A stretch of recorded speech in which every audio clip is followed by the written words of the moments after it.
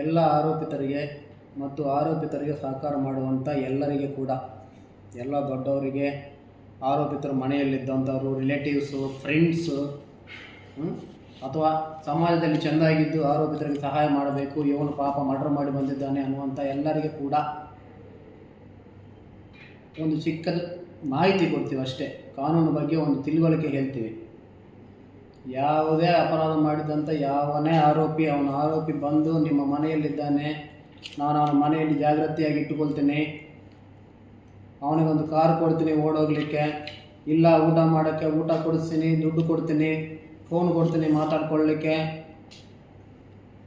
ಕೊಲೆ ಮಾಡಿದ ಮೇಲೆ ಅಥವಾ ಯಾವುದೇ ಆರೋಪ ಮಾಡಿದ ಮೇಲೆ, ನಿಮಗೆ ಅವನ ಆರೋಪ ಮಾಡೋಕ್ಕೆ ಮೊದಲು ಗೊತ್ತಿಲ್ಲ ಅಂದರೂ ಕೂಡ ಆರೋಪ ಮಾಡಿದ ಮೇಲೆ ನಿಮ್ಮ ಮನೆಯಲ್ಲಿ ಇಟ್ಕೊಳ್ತೀನಿ, ಕಾರು ಕೊಡ್ತೀನಿ, ವೆಹಿಕಲ್ಸ್ ಕೊಡ್ತೀನಿ, ಅಕಾಮಿಡೇಷನ್ ಕೊಡ್ತೀನಿ, ದುಡ್ಡು ಕೊಡ್ತೀನಿ, ಫೋನು ಕೊಡ್ತೀನಿ, ಎಲ್ಲ ಸಹಕಾರ ಕೊಡ್ತೀನಿ ಅಂತಿದ್ದರೆ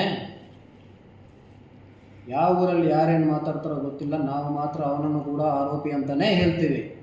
ಬಿಕಾಸ್ ನಮ್ಮ BNS ಅಡಿಯಲ್ಲಿ ಅದು ಕೂಡ ಒಂದು ಡಿಫೈನ್ಡ್ ಆರೋಪ ಇದೆ. ದಯವಿಟ್ಟು ಎಲ್ಲರೂ ತಿಳ್ಕೊಳ್ಳಿ. ಎಲ್ಲ ಸುತ್ತಮುತ್ತ ಇದ್ದವರು ಕೂಡ ನಾವೆಲ್ಲ ಅವ್ರನ್ನ ಹಿಡಿದಿಲ್ಲ ಅಂದರೆ ಕ್ವಶನ್ ಮಾಡಿ, ನಾವೇ ಹಿಡಿತೀವಿ. Thank you.